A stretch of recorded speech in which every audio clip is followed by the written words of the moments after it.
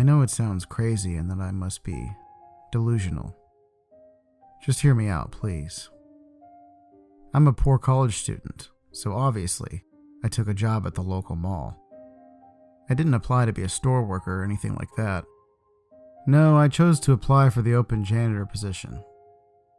At first I thought it was going to be terrible, but I soon found out it wasn't that bad. Sure, I'd have to clean the occasional filthy bathroom, and someone's McDonald's blowout at one of the many tables in the food court. But for a cool $16 an hour, it wasn't half bad.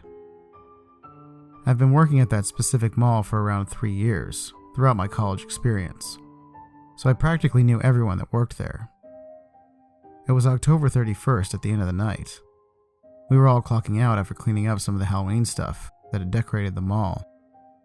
Of course, there was no way we could have gotten it all down in one night, but we did get a lot.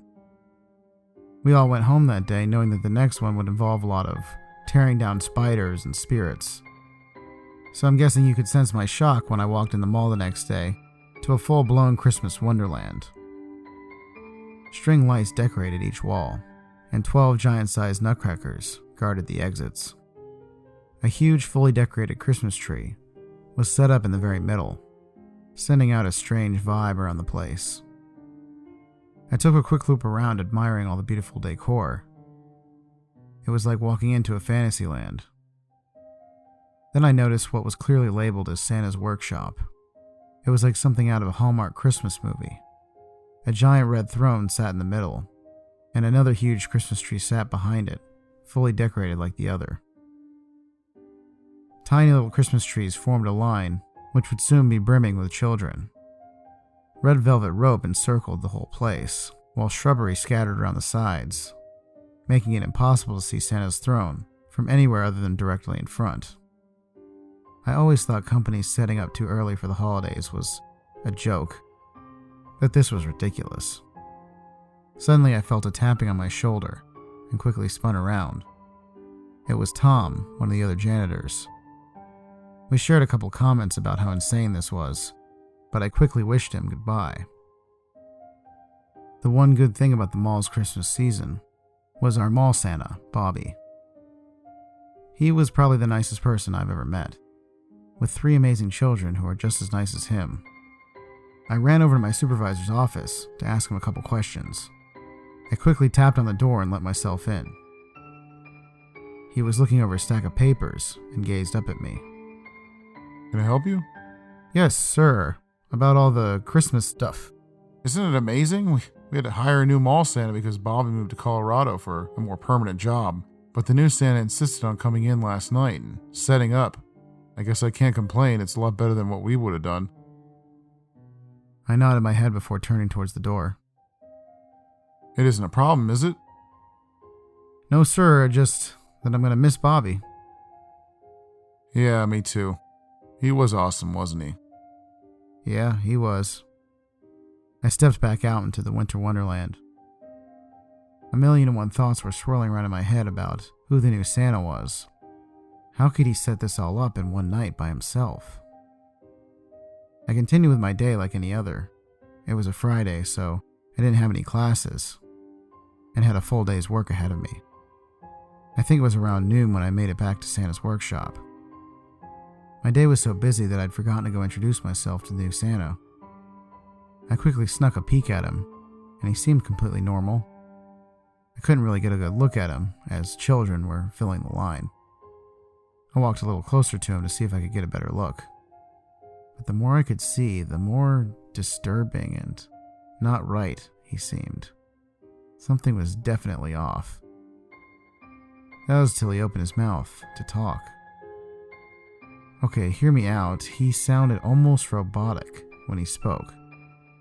It was so unnerving that even the children started to notice, and the smaller of them would often break into tears. Then I got closer and heard a loud noise coming from behind me. I turned back and noticed a tray of food scattered all over the floor, while a person with a dumbfounded look just stared at it. I quickly grabbed my cleaning equipment and headed over. The day ended with nothing really happening, and I went over to introduce myself to the Santa. Only he was nowhere to be found. I went to bed that night, tossing and turning, strange dreams flooding my mind, but I remember one vividly. I woke up to blinding lights blending into one another before my vision became clear. I was strapped down to a hospital bed and couldn't move. Oddly enough, I couldn't breathe either. Well, rather, I didn't need to. I lifted my head as far as I could and noticed there was nothing else in the concrete room other than me and the bed. At the end of the room, there was an open door, and on the other side there seemed to be a giant area as long as it was wide. All types of Christmas decorations filled the room. At the end of the dark room, there were these little white dots that seemed to penetrate through me. Then they blinked, and I noticed a large mouth opened beneath them, bearing sharp teeth, and uttered the words, "Ho, ho, ho." I began squirming in terror and couldn't scream, so my voiceless breath filled the room. My legs began to cramp and arms grew sore. My eyes shot open, the droning sound of the alarm blaring. I didn't have time to think about the dream, as I was already late for work. I quickly got dressed and rushed over to the mall. That whole day I stayed as far away from Santa's workshop as I could. That was until I was called over to the food court by one of my supervisors, which was directly across from Santa's workshop. Just my luck. Last night was still ingrained in my head. After spending around 10 minutes cleaning up whatever the hell was on the floor, I realized I was being foolish. There's no such thing as a robotic, sharp-toothed Santa, so I decided to take a peek, but wish I didn't. As soon as I gazed over at him, it swiveled his head and turned directly towards me. It winked and its eyes shined red for just a second. Raising both arms in perfect sync, it held up 7 fingers, and then opened its mouth just a little bit wider than it had before. And below the perfect row of pearly white teeth laid rows of sharp mangled bone. As you can imagine, I got out of there as quickly as I could, telling my supervisor I wasn't feeling good and taking off the rest of the day. Once at home, I did some research and ended up with pretty much nothing. I spent the rest of the afternoon relaxing and dozed off after a few episodes of TV. Then there was a sharp knock at my door, swiftly waking me from my light sleep. I gasped, as a scream couldn't escape me. My apartment was covered wall to wall in Christmas lights, and a number was written in front of me in blood. The number 8. I couldn't turn to anyone. They would just think I was crazy. So I kept it to myself and tore down the lights, then thoroughly washed the walls. What did the numbers mean? Did it correlate with a date? Was it a countdown to a certain number? And if so, what number? What would happen if they got to it? A flurry of thoughts jumbled around in my brain, and all I knew was that I had to do something fast. I went to work the next day with a plan. I'd spend the whole day as far away from the Winter Wonderland as I could, and when the mall was near closing, I'd sneak over to follow him to see where he was hiding. That's exactly what I did. So at about 10 minutes till closing, I quickly made my way over to the food court. I tried to stay in the shadows while keeping a close eye on the Santa. It didn't seem to notice me while I watched from afar. A sound then came over the mall's intercom. "The mall's closing in 5 minutes." The line to Santa, which was always full, was now starting to disperse, and he was beginning to get up and leave. I followed closely behind while keeping my distance. He walked into the staff area of the mall and turned left. Then something strange happened. I followed him past another sharp corner, and there was a door I'd never seen before. It felt off, and I knew something was strange, but I kept following, more persistent than ever. I pushed open the door just a crack, to the sound of a screaming child. Not wanting to give my position away, but needing to see what was happening, I poked my head in just a bit.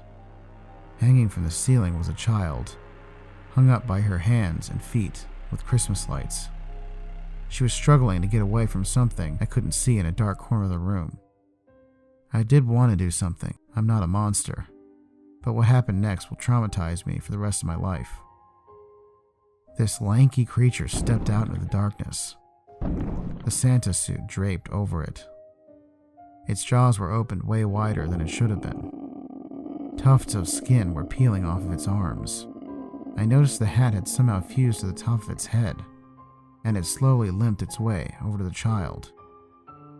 She was screeching at the top of her lungs, blood mixing with mucus as it flew out of her mouth. Then it slowly turned its head towards me and smiled this enormous smile. I could hear the popping of teeth coming out of place and flesh ripping as its mouth grew in size. It sharply turned its head back to the girl and bit right into her neck. I stood there helpless and limp. Then it slowly turned towards me once again, blood staining every part of its body, and held up the number 9 with its fingers. Now I ask you, what would you do if you were face to face with a monster who had just taken the lives of 9 helpless children just so it could mess with you? I did want to do something, I promise,